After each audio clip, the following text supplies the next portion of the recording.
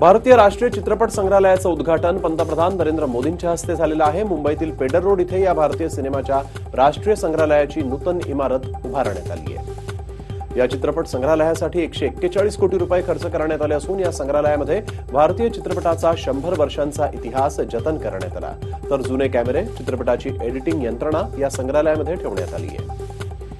कोलकात्यात सर्वपक्षीय नेत्यांनी एकत्रित येत भाजप विरोधात जोरदार शक्ती प्रदर्शन केलं। यावेळेस 22 पक्षांचे प्रतिनिधी या मेळाव्याला उपस्थित होते। पश्चिम बंगालच्या मुख्यमंत्री ममता बॅनर्जी यांच्या तृणमूल काँग्रेसनं आयोजित केलेल्या विरोधी पक्षांच्या संयुक्त भारत मेळाव्यातून ममता बॅनर्जींनी युनायटेड इंडियाचा नारा दिला, तर आता अच्छे दिन परत कधीच येणार नाहीत असं ममता म्हणाल्या। तृणमूल काँग्रेसच्या या मेळाव्याला राष्ट्रवादी काँग्रेसचे सर्वेसर्वा शरद पवारही उपस्थित होते।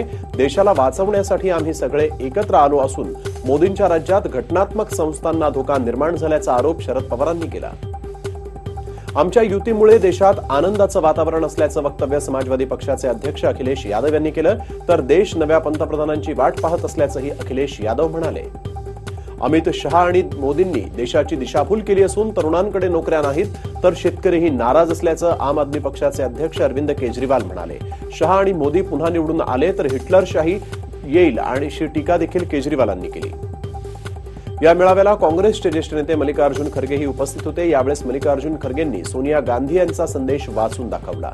या संदेशाद्वारे सोनिया गांधींनी मोदीजी खात नाहीत तर अदानी अंबानींना खाऊ घालतायत अशी घणाघाती टीका केली। आजपासून सेंट्रल रेल्वे मार्गावरही राजधानी एक्सप्रेस धावणार आहे। मध्य रेल्वेच्या मुंबई छत्रपती शिवाजी टर्मिनस इथून दिल्ली निजामुद्दीन पर्यंत 2 दिवस ही राजधानी एक्सप्रेस धावणार आहे। आज दुपारी 2:50 पहिली राजधानी सीएसएमटी वरून धावलेली आहे। रेल्वे मंत्री पियुष गोयल यांनी या एक्सप्रेसला हिरवा झेंडा दाखवला। जवाहरलाल नेहरू विद्यापीठाचा विद्यार्थी संघाचा माजी अध्यक्ष कन्हैया कुमार याच्यासह 10 विद्यार्थ्यांच्या विरोधात देशद्रोहाचा गुन्हा दाखल केल्याप्रकरणी कोर्टानं पोलिसांना फटकारलाय। सरकारकडून मंजुरीशिवाय आरोपपत्र का दाखल केलं असा सवाल न्यायालयानं पोलिसांना विचारला। पंतप्रधान नरेंद्र मोदी यांनी चक्क रणगाड्यावरून सफारी केली। लष्करात लागणाऱ्या टँकची पाहणी करायला पंतप्रधान मोदी हजीरा या ठिकाणी आले होते। L&Tच्या आर्म्ड सिस्टीम कॉम्प्लेक्समध्ये ते पाहणी करण्यासाठी उपस्थित होते।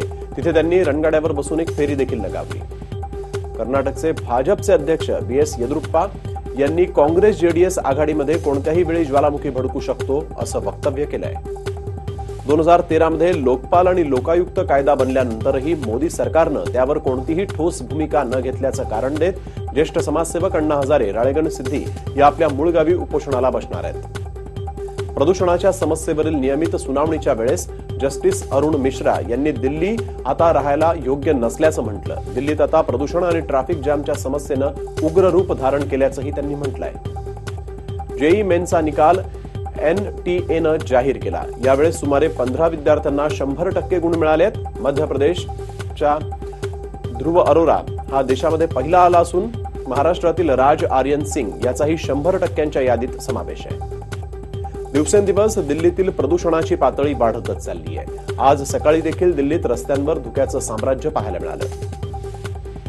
श्रीनगरमध्ये सध्या तुफान बर्फवृष्टी होत असल्यामुळे जनजीवन पूर्णपणे विस्कळीत झालंय। रस्त्यावर बर्फाचा खच साचला असून वाहतूक संथ गतीनं सुरू आहे।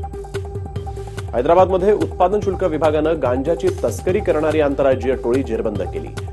5 तस्करांकडून 50 किलो गांजा जप्त करण्यात आलाय। L&T कंपनीकडून भारतीय लष्करासाठी बनवण्यात आलेल्या रणगाड्याची पाहणी पंतप्रधानांनी केलेली आहे। यावेळेस त्यांनी हा रणगाडा चालवून देखील पाहिला आहे।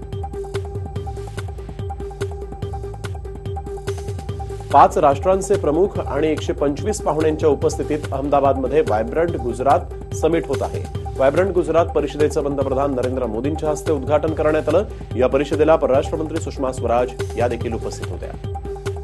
रोजगार निर्मितीसाठी गुंतवणुकीमध्ये भरघोस वाढ व्हावी। गेल्या 4 वर्षाच्या आमच्या कारकिर्दीत परकीय गुंतवणूक सर्वाधिक झालेली आहे असा दावा पंतप्रधान नरेंद्र मोदींनी या जागतिक परिषदेत केला आहे। आयकर विभागानं उत्तर प्रदेशातील लखनौ सोबतच अन्य ठिकाणी केलेल्या छापेमारीमध्ये 40 कोटी रुपयांची ब्लॅक मनी जप्त केली। 7 डॉक्टरांच्या 27 ठिकाणांवर ही छापेमारी करण्यात आली। शबरीमाला मंदिरामध्ये दर्शनाला गेलेल्या 2 महिलांना पोलिसांनी सुरक्षेच्या कारणास्तव माघारी धाडलं। काही आंदोलक पंबा या ठिकाणी जमल्याची माहिती मिळाल्यानंतर पोलिसांनी खबरदारीचा उपाय म्हणून ही कारवाई केली।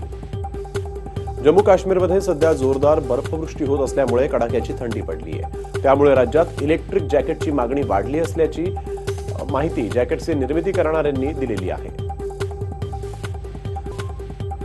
आयआरसीटीसी टेंडर घोटाळ्याप्रकरणी माजी रेल्वे मंत्री लालू प्रसाद यादव यांच्या जामीन याचिकेवरील निर्णय पटियाला हाऊस कोर्टानं राखून ठेवलाय. या प्रकरणी न्यायालय आपला निकाल 28 जानेवारीला आता देणार आहे.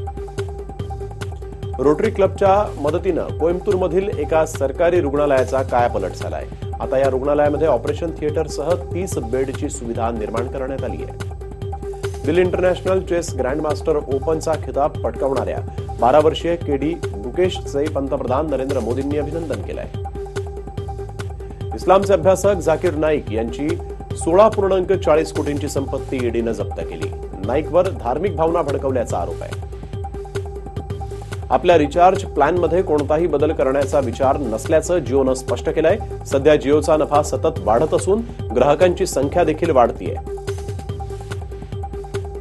सरकारनं थेट परकीय गुंतवणुकीच्या धोरणात बदल केला नाही तर अमेझॉनची अन्न पदार्थांच्या संबंधित रिटेल युनिट बंद करण्याचा विचार आहे. त्यामुळे सरकारला 3,500 कोटी रुपयांच्या गुंतवणुकीला आता मुकावं लागणार आहे.